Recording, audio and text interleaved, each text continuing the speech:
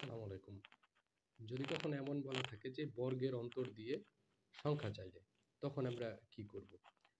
আমাদের এখানে একটা প্রবলেম লেখা আছে যে দুইটি সংখ্যার বর্গের অন্তর ৯। সংখ্যা দুটি কত? ওকে, অপশনে দেয়া আছে 4, 5, option 2 5, 6, option 3 6, 7, option D none. Okay, এ ধরনের প্রবলেম দেওয়া থাকলে আমাদের বেসিক যে রুলস, খুব ইজিলি যেটা করা যায় সেটা হচ্ছে যে, আচ্ছা দুইটি সংখ্যা, তাহলে আমরা কিভাবে ধরবো? একটা ধরলাম x, আরেকটা ধরলাম x plus 1, x plus 1 whole square minus x square equal 9।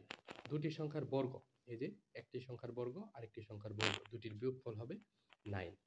তাহলে এটা x a plus b whole স্কোয়ারের সূত্র পরে a square plus 2ab plus b square, এই দুইটা কাটা যায়, 2x প্লাস 1 ইকুয়াল থাকে 9, 2x ইকুয়াল থাকে 9 মাইনাস 1, 2x ইকুয়াল থাকে 8, x ইকুয়াল থাকে 4। তার মানে একটি সংখ্যা হচ্ছে 4, আরেকটি সংখ্যা হচ্ছে x plus 1, that means 4 plus 1, মানে কি 4 অ্যান্ড 5।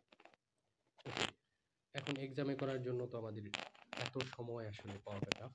তো খুব ইজিলি যেভাবে আমরা করতে পারি সেটা হচ্ছে যে বর্গের অন্তর, খুব ভালো মতো খেয়াল করে, বর্গের অন্তর প্লাস 1 ডিভাইডেড বাই 2, এটা হচ্ছে বৃহত্তম সংখ্যা, বৃহত্তম। তাহলে বর্গের অন্তর কত আছে? 9 যোগ 1 বাই 2, 10 বাই 2, 5। একটা বের হয়ে গেছে, বৃহত্তম সংখ্যাটা বের হয়ে গেল। ক্ষুদ্রতম সংখ্যা যেটা কি হবে? বর্গের অন্তর বিয়োগ 1 ডিভাইডেড বাই 2। তাহলে কত হবে? বর্গের অন্তর কত?